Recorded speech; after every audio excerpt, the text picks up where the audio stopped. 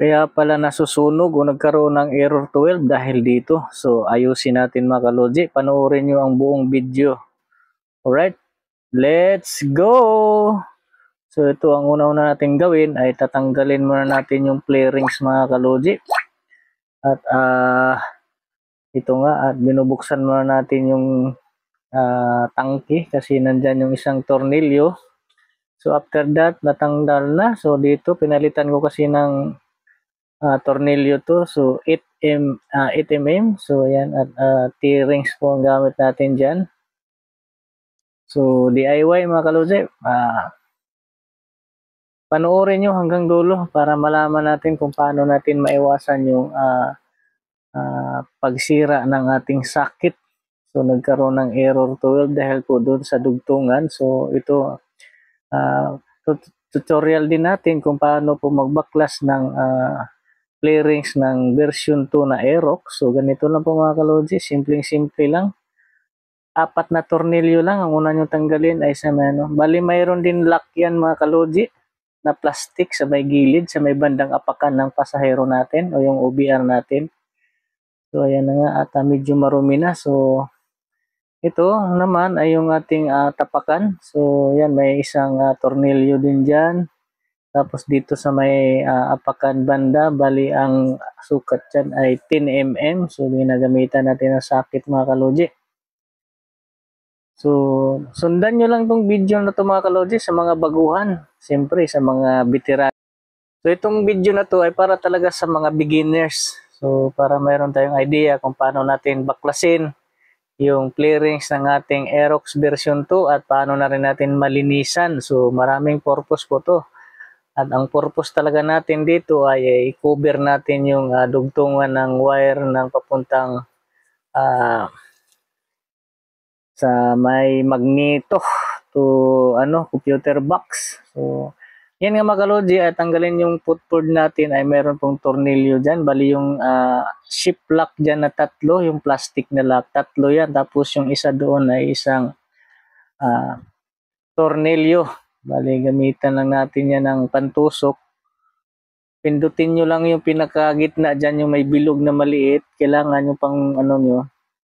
After that, baklasin nyo yung guma at nandyan yung mga tornilyo, bali 1, 2, 3, 4, 6 na tornilyo yan. So, 2 10mm tsaka 2 screw, 4 na screw pala. O 4 na screw yan, 2 yan dyan magkatabi. So, sa pagbaklas pala dito mga kalodji, hindi naman kailangan mabilisan kailangan proper pagkagawa natin at lalong-lalo na yung pagbabalik. So tapusin yung video kasi tuturo ko rin sa inyo kung paano natin baklasin at paano natin ibalik yung play rings ng parang walang nangyayari. So napaka-epektibo to pagka malayo kayo sa shop or wala kayong ginagawa o talagang masilan kayo sa mga motor nyo. Pwede nyo gawin to. Kayo lang mismo magbaklas para malinisan nyo. Kasi sa akin, 1 year and 1 month, ngayon ko lang binuksan to. So, medyo marumi na rin talaga. At yun, kailangan nating baklasin para maano natin yung May wire pala yan dyan. Kailangan pag idandahan ninyo kasi nakapatong siya sa footboard natin. So, ang dyan, pahila, palabas ay yung hindi pahila, yung pa backward papuntang puwet ng motor, yun ang diskarte diyan sa pagtanggal ng footboard kasi may lock yan diyan. Yun, tanggal din. So na nga marumi na. So yan. Ito nga at ini-sprayhan na natin mga kalodji ng degreaser. So maganda yung degreaser kahit malangis, kung ano pa man, talagang natatanggal siya, nalalambot yung mga dumi at so ito nakikita nyo, ito yung issue ng mga Inmax at Aerox na susunog. Kasi yung niyan, yung takip niya pabaliktad. Imbis na pababa para yung tubig hindi siya papasok sa loob. Pero parang embudo yung ginawa nila. Kaya pag may tubig, mapupuno siya. Kaya nag-shortcut yung mga kuryente dyan, nasusunog. Kaya ang gagawin natin dyan, gagawa tayo ng paraan. So So bago yan, linisan muna natin lahat ng pwedeng linisan, yung mga lahat na makita nating may dumi, sprayhan natin, tapos punasan. So napaka-effective din tong panlinis na to. Talagang makintab din pagkatapos at saka yung dumi talagang natatanggal siya.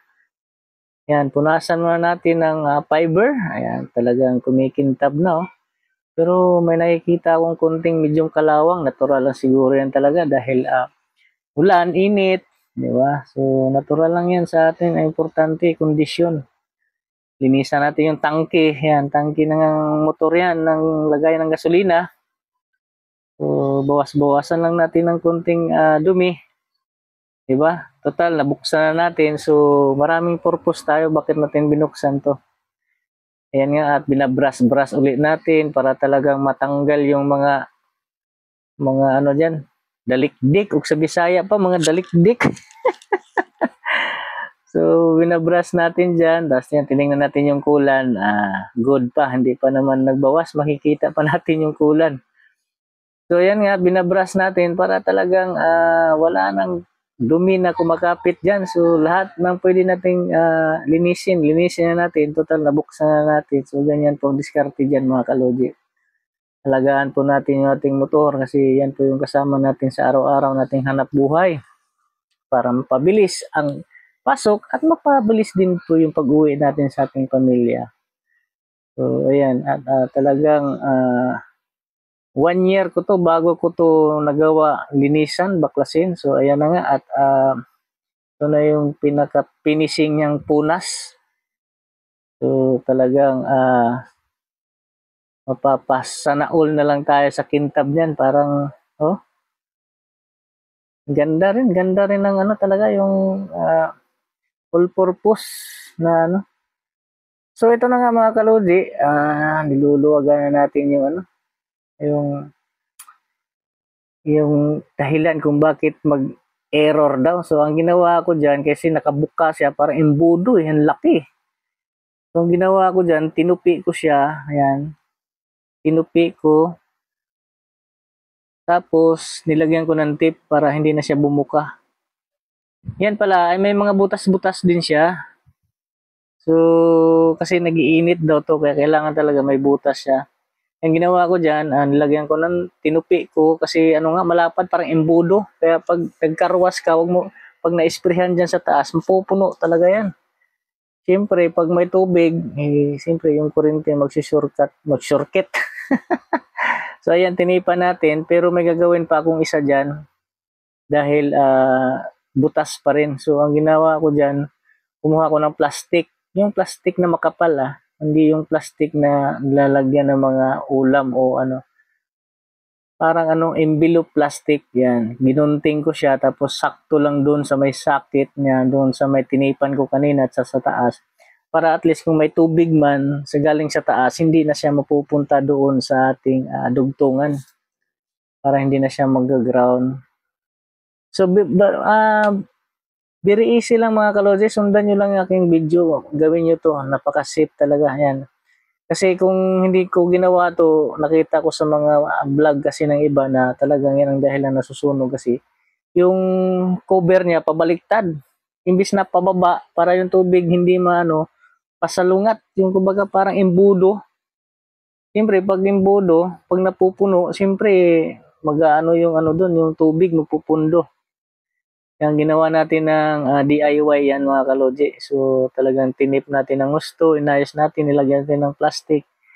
Yung plastic dyan, makapal na nilagay ko, hindi yung plastic na parang lagayan ng pag namalingki ka, hindi. Yung parang envelope plastic. Yan, talagang sulit na sulit yung ating pagbaklas dyan at yan, ginawa natin ng paraan. So, napakatindig nga, kita nyo?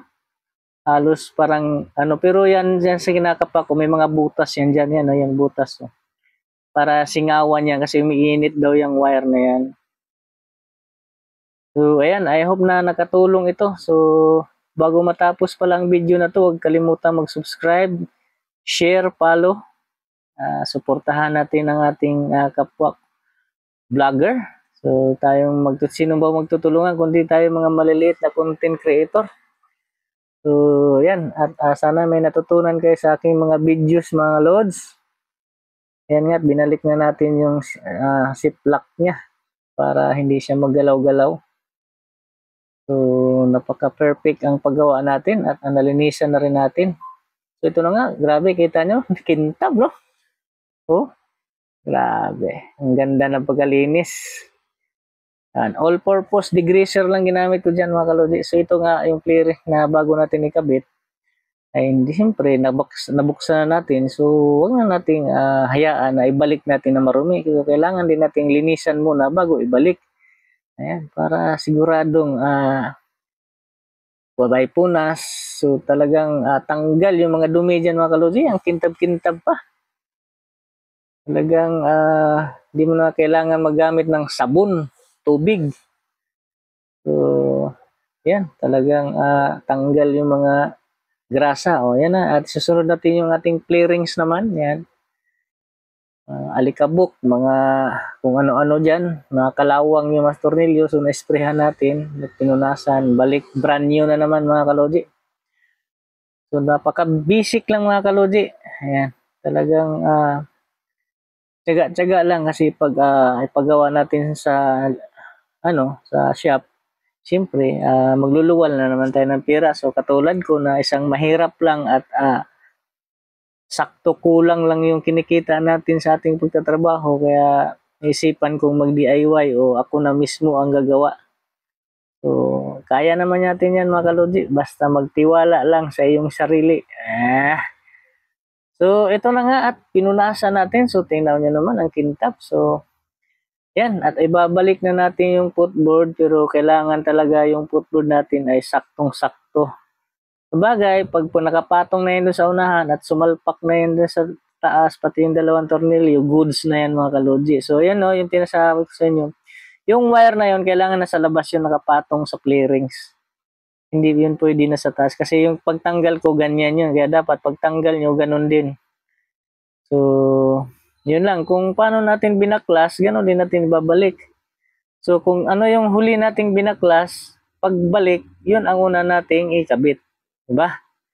So, pag nagbaklas tayo, pababa. Ngayon naman, galing sa baba, paangat. So, clearings na naman yung ating titirahin, mga kalodi. Huwag kayong matakot dito na pagbalik. Nung una, medyo mahirap, pero nung nakita natin yung diskarte, goods na. So, ang una nila ipapasok ay yung doon sa tangke, yung may kabitan doon ng tornilyo, yun ang una nyo isalpak, tapos idiin nyo lang yung bandang dulo. Kasi pag hindi natin pinakapit yung una, hindi kasi pwede yan ipagsabay. Kailangan mauna yung pinakadulo muna bago yung i-dire-diretso na natin. So, itutulak nyo lang ganyan. Parang pukpukin nyo lang ng konti-konti, kunting-kunting ensayo. Yan. Pag nag-clip na, pag bumagsak na dun sa pinakapit niya, good na yan. Di ba? So, yan, kapain nyo lang. Kung may bumukol pa, pwede nyo itulak. So, yan. Bali dyan sa kapa ko na yan, dyan yung sinasabi ko sa inyo, yung lock na plastic. Ayan, So, paggamit niyan pala, tinutusok yan. Tapos pagbalik, kailangan ibalik nyo lang yung ulo palabas. Ayan, So, sasalpak nyo lang doon, kailangan nakalawit. Pag napasok na, saka nyo ipasok yung parang titi-titi niyang maliit para goods na yan. Alright? So, diyan na natin ibalik yung ating 8mm. So, ganun na ka-basic, mga kalodji. Grabe. So, sana may natutunan tayo, mga kalodji, at pakishare naman ang ating mga videos. And maraming salamat sa inyong panonood at pag-subscribe at pagsuporta sa ating mga kapwa content creator. So maraming salamat sa inyo, mga kalodji. At sana hindi kayo magsawang sumuporta kay Logi Mix TV Vlog. And then sana mayroon kayong natutunan sa ating mga videos, mga kalodji.